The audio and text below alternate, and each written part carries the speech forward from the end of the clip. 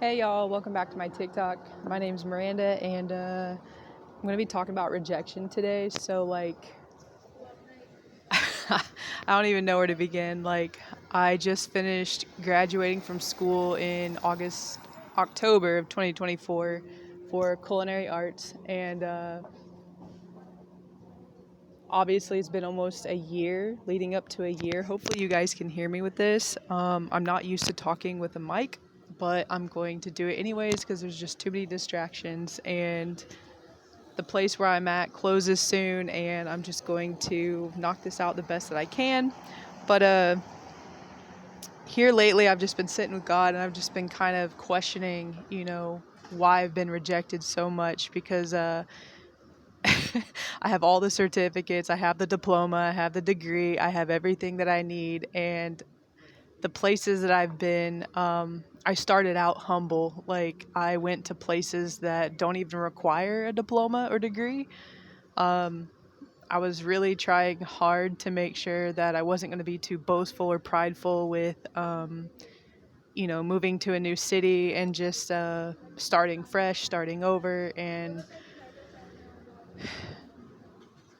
it's interesting because every place that I've applied to or have requested to work for has rejected me again and again and again. And it just doesn't make sense. It doesn't really add up. And it's so overwhelming and frustrating. And God just keeps reminding me, I need to give that to Him. He gave me the gifts and the talents. He's the one who opened the door for me to even have that career or to go down that path to pursue that in college. And afterwards, I thought I would just have a job where I'd be doing, my own pastry stuff. And it's just really funny or interesting how life is, because it didn't work out that way. And so, yeah. So I've been sitting with God and just kind of like being frustrated about it. And He's just basically telling me I need to give it to Him. And that's the struggle, because I want to control the outcome. I want to control what it is that I want to do, when and how and where I want to do it, because, I think I know it.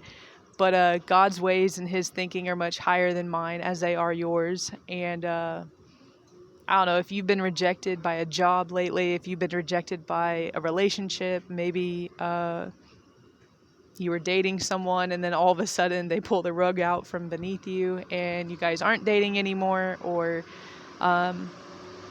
maybe you just went to go talk to a person, maybe it was a friendship, or maybe it was, a business partnership. Whatever it was, it could be a family member, being rejected by your own family. Jesus has been rejected so many times by His own people, His own family,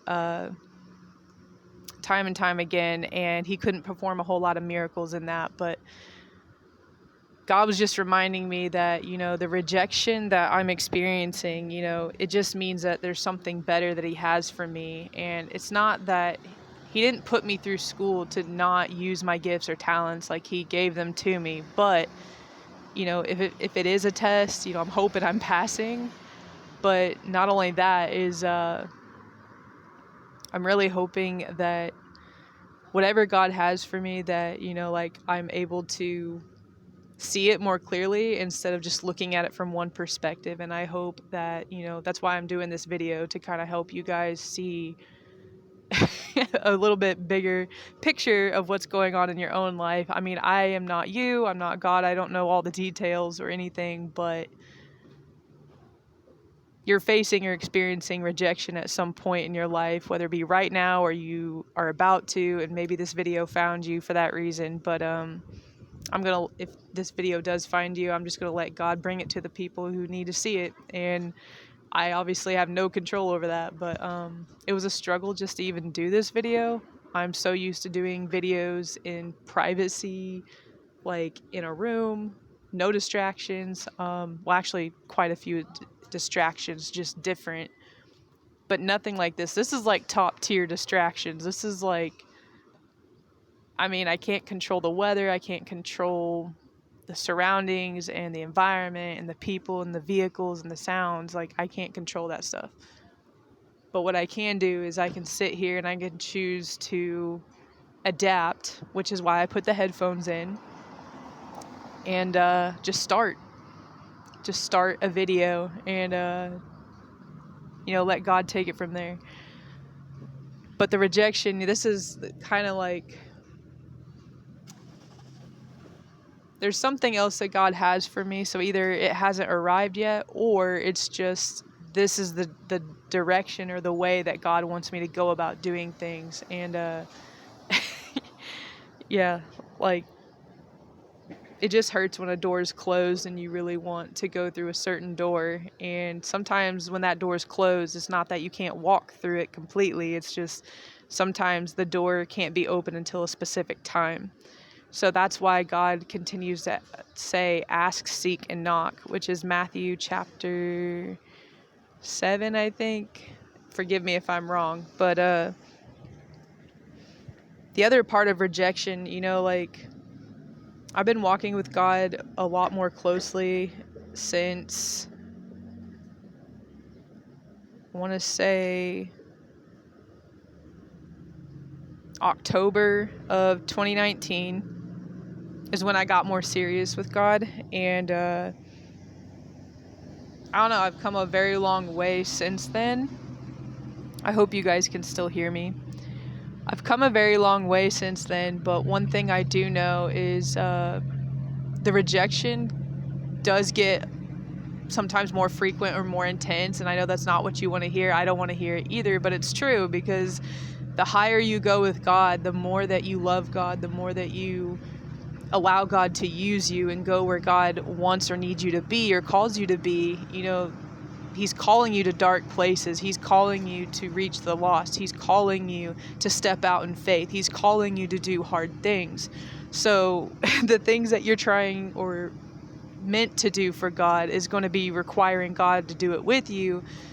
But because you have God with you, there's a lot of people who don't love God. There's a lot of people who hate God. There's a lot of people who want nothing to do with you because you are all about God and you have God within you. So there's that type of rejection. The other type of rejection is just pure jealousy. Like, people wish they were like you. They wish they had what you had, even if you have diddly squat like I do. Like, believe it or not, I'm actually homeless right now, and I did not expect myself to be here, but you know what? I'm going to show up, and I'm not going to let shame take hold of me. I'm going to use this to my advantage, and I'm going to talk about the good things God's doing for me and focus on that, because that's really all I can do. If I focus on the negative, if I focus on what I hate or what I don't like, that's just going to multiply and grow more, and then I'm going to have more of things I don't want or don't like. And if I want more good, if I want things to change, if I want something different, then I'm going to have to focus on that instead. But the other part of rejection is sometimes people reject you just because they don't understand you, or it's just God, like I said, God just has a different purpose for you. And so if you feel like you don't fit in a whole lot, yes, it is because you are a Christian, but it's also because sometimes it's just about alignment. Like, you had good intentions, you had a good plan, you had a good start, but that wasn't the path that God had for you, or that wasn't the path that God needed you to be on. And so God has to, again, reject in order to redirect.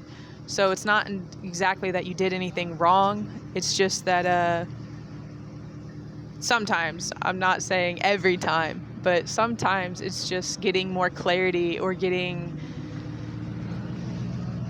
I don't know, just more answers to more direction to where you need to be. So I hope that helped y'all. The Bible verse that he gave me was Luke chapter 10, verse 16. The one who hears you hears me, and the one who rejects you rejects me, and the one who rejects me rejects him who sent me. So this is why sometimes rejection can be very intense, because if it seems like it has no cause or no reason, it's probably because they're rejecting you because they know that you have God within you. All right, bye y'all.